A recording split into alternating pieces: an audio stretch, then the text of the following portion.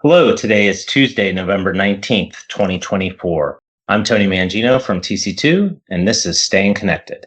I'm joined today by Larry York, one of the managing directors at TC2.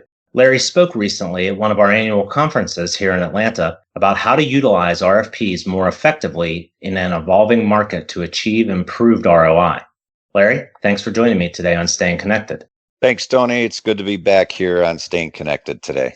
So, Larry, why don't we kick this off with your perspective on why everyone should do an RFP? Yeah, that's a great question, Tony. And I would say RFPs are a catalyst for change. We're talking here about technology change, a step change in cost, performance and capability, and potentially a change in the supplier mix that will be providing your network services. RFPs are a vehicle and a tool that can help the enterprise deliver leading edge technologies with potential for significant ROI while also positioning you to achieve maximum leverage for future opportunities. Well, sounds straightforward enough. So why is it then that it's commonplace for customers not to leverage RFPs, even when contemplating a technology transformation? Another great question. There are plenty of reasons why a customer might choose to forgo an RFP, but just to name a few. First, you'll hear something along the lines of, our supplier does right by us, which probably means you're being taken advantage of. Without exception, an RFP is the best way to capture leading edge pricing, commercial terms, and technical solution for your particular situation. Next, I have a day job and RFPs take too long.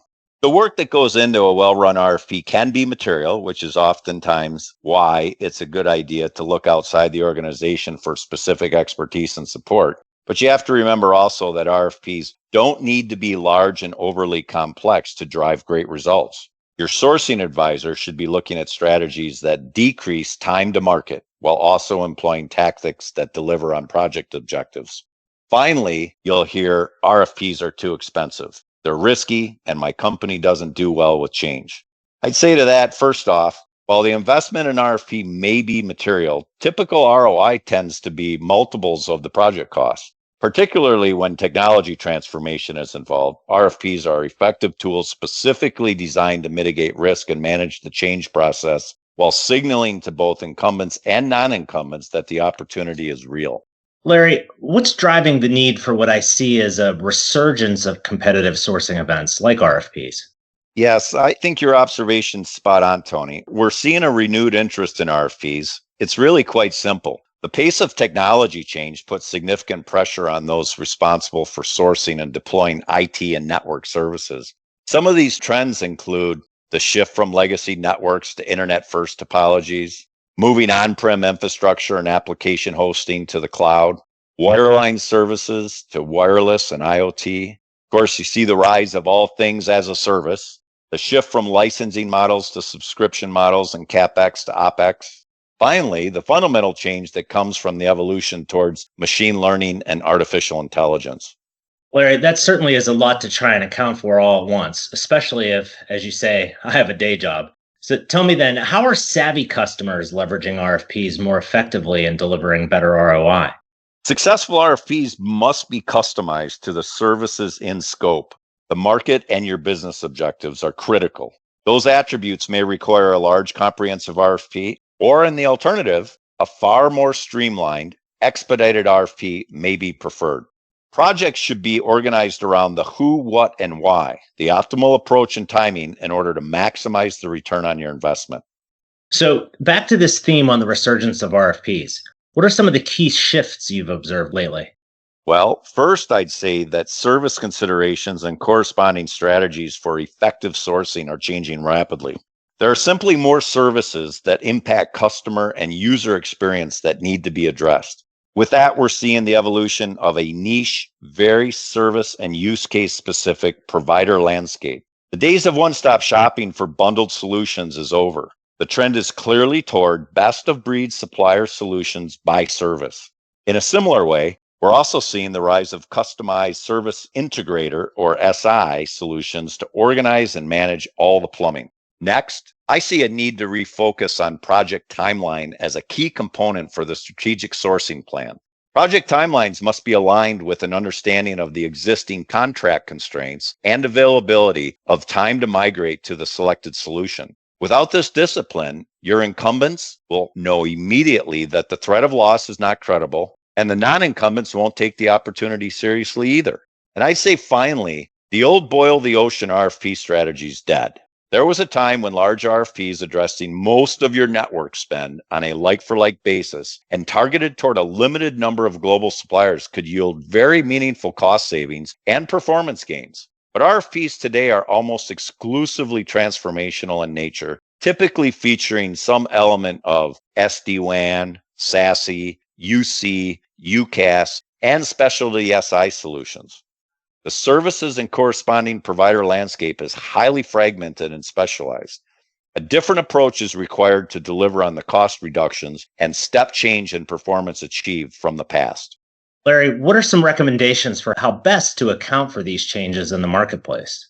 I'd say the single biggest indicator of success in your sourcing is the due diligence and the strategy that is developed before your RFP is issued to the street. Key inputs to your RFP strategy should include documenting clear project scope, objectives, timelines, stakeholders is absolutely essential. Then, as I mentioned earlier, you have to account for existing contract constraints, defining the technology roadmap, engaging security resources and legal, also having a plan for managing both internal and external supplier-facing communications, identifying preferred pricing structures, key commercial terms, and SLA strategies, documenting program risks, internal resource change, and reciprocity concerns, and finally, defining the ultimate service scope and structure of the RFP and supplier participants. Once your strategy is developed and consensus across the stakeholder community is achieved, you need to build your RFP specifically to support the agreed upon objectives. Your guiding principle here should be to only include in the RFP what you actually evaluate, what will impact your selection criteria and requirements that are relevant to your objectives. All right, thanks, Larry. So what's your perspective on requests for information or RFIs? How do they fit in, if at all, in this evolving sourcing paradigm? I've actually become a huge proponent of RFIs and supplier capability presentations, and it has everything to do with the best in breed niche provider landscape that we are discussing earlier. RFIs can be particularly useful when your requirements are neither well defined or well understood, and you're looking for information about a particular service and or a supplier's specific capabilities and solution. You need to understand directionally indicative costs for the solution options and what the commercial model looks like.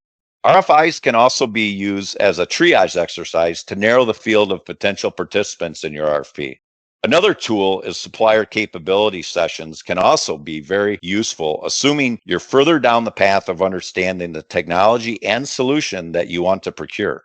Supplier capability sessions during an RFP are fairly standard practice, but in this new sourcing paradigm, significant benefit can be captured in conducting these sessions prior to ever issuing the RFP. The key to extracting value from these sessions is to manage a very rigorous process, avoiding the proverbial dog and pony show to get the most from the sessions. You need to consider the following. Develop a detailed meeting agenda that includes unique use cases and requirements. Conduct pre-meeting virtual calls with each supplier to cover the purpose and the agenda of the meeting. And lastly, develop a supplier follow-up requirements questionnaire. From there, you can leverage what is learned from the suppliers to identify key inputs and further refine your RFP requirements. Okay, thanks, Larry, for sharing your perspectives and experience on running a competitive procurement in an evolving ICT marketplace. And for our listeners, we'll be doing a deeper dive on how to leverage pre-RFP activities in a forthcoming episode of Staying Connected. In the meantime, you can reach out to Larry or me or any of our TC2 colleagues to discuss your upcoming sourcing initiative or to develop your next go-to-market strategy. Finally, I encourage you to stay up to date by subscribing to our Staying Connected podcast, by checking out our websites, and by following us on LinkedIn.